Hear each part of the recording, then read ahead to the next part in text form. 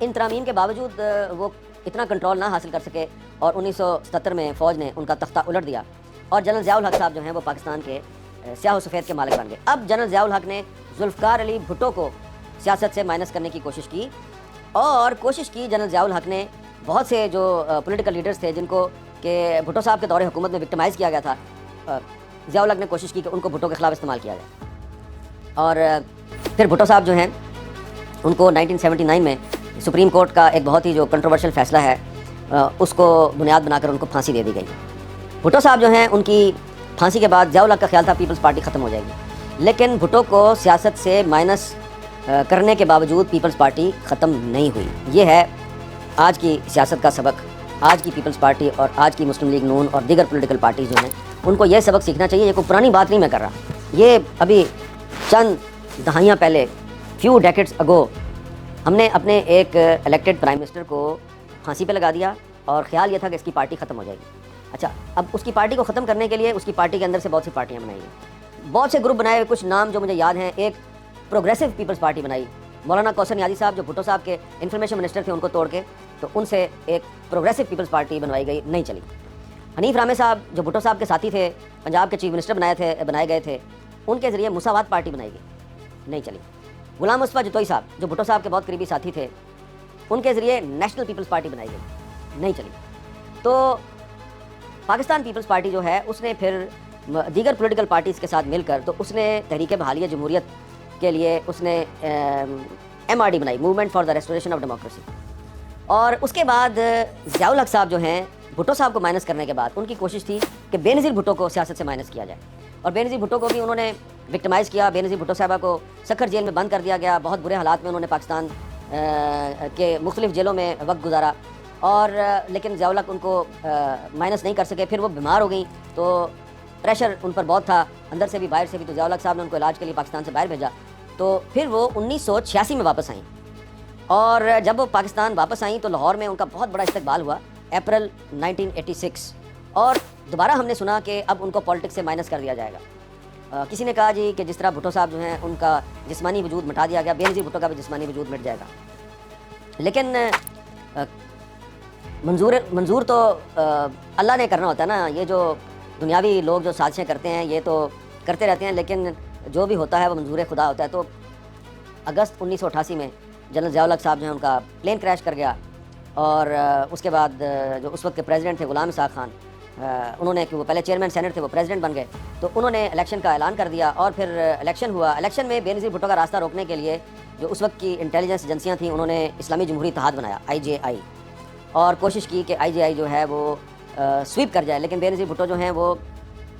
Majority حاصل کر گئیں اور پرائم منسٹر بن گئیں، لیکن پنجاب میں وہ میجورٹی حاصل نہیں کر سکیں، اور پنجاب میں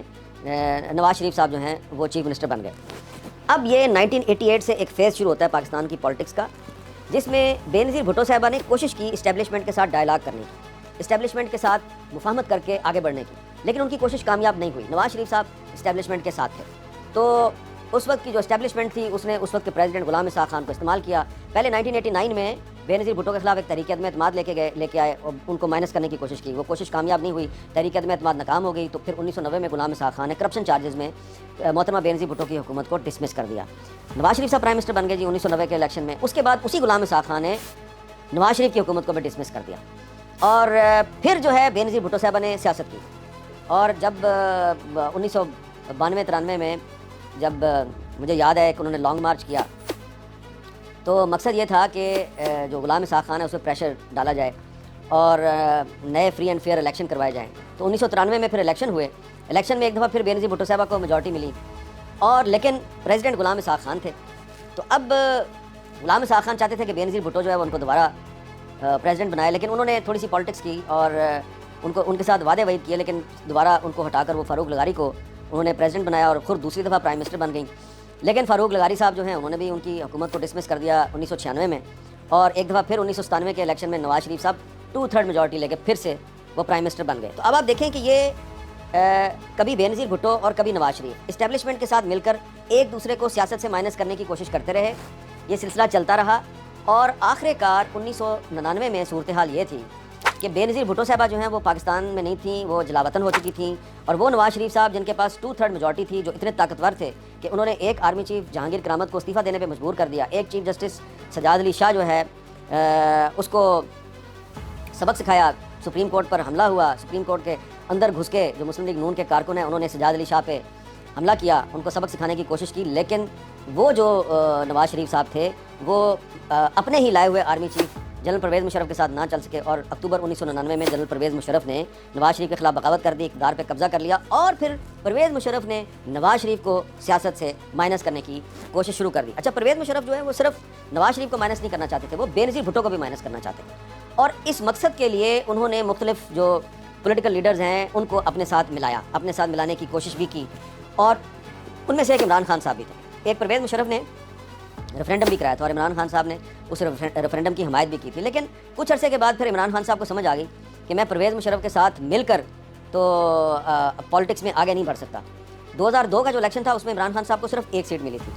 اور وہ سیٹ بھی انہوں نے بڑی مشکل سے لی تھی، اور اس زمانے میں مجھے یاد ہے کہ عمران خان صاحب کی جو پارٹی ہے اس میں عمران خان کے علاوہ ہمیں بندہ ہی کوئی نہیں ملتا تھا، اور عمران خان صاحب ہمیں کہا کرتے تھے یار آپ حامد خان کو بھی بلایا کریں، آپ محمود الرشید کو بھی بلایا کریں، لیکن ان کو کوئی نہیں بلاتا تھا۔ اور پھر اس کے بعد دوبارہ جو ہے آپ کو یاد ہو کہ پھر 2007 میں جب شوکت عزیز وزیر اعظم تھے اور پرویز مشرف صاحب بالکل صحیح جا رہے تھے اور ان کے لیے کہیں سے کوئی تھریٹ نہیں تھا، اور ایسا لگتا تھا کہ پرویز مشرف جو ہیں وہ اب پاکستان پر پتہ نہیں مزید کتنے سال حکومت کریں گے، تو اچانک انہوں نے چیف جسٹس افتخار محمد چودھری جو ہے اس کو ڈسمس کیا، وہاں سے ایک لائرز موومنٹ شروع ہوئی، اور اس موومنٹ کے پیچھے جنرل اشفاق پرویز کیانی تھے جو اس وقت DGISI تھے، اور سچی بات یہ ہے کہ اس وقت تو ہمیں اس کا پتہ نہیں تھا، لیکن بعد میں آہستہ آہستہ جب ہماری افتخار چودھری صاحب کے ساتھ ملاقاتیں ہوئیں اور ان کے ساتھ بات چیت ہوئی تو اس سے پھر ہمیں اندازہ ہوا کہ یہ تو جو موومنٹ چل رہی ہے اس میں کوئی نہیں جانتا کہ جو اشفاق پرویز کیانی صاحب ہیں وہ دراصل پرویز مشرف کو راستے سے ہٹانا چاہتے ہیں۔ تو اس کے بعد پھر لائرز موومنٹ ہوئی، لائرز موومنٹ سے پرویز مشرف بڑے کمزور ہو گئے، پھر بے نظیر بھٹو صاحبہ جو ہے وہ شہید ہو گئیں، اور میں نے ان کا جو شہادت کا جو واقعہ ہے راولپنڈی میں ہی ہوا تھا اس کو کافی انویسٹیگیٹ کیا ہے۔ مجھے اس بات کا پورا یقین ہے کہ کوشش یہ کی گئی تھی پرویز مشرف کی طرف سے کہ بے نظیر بھٹو پاکستان واپس نہ آئیں، وہ پاکستان سے باہر رہیں، لیکن ان کی پارٹی جو ہے وہ پرویز مشرف کو سپورٹ کرے، اور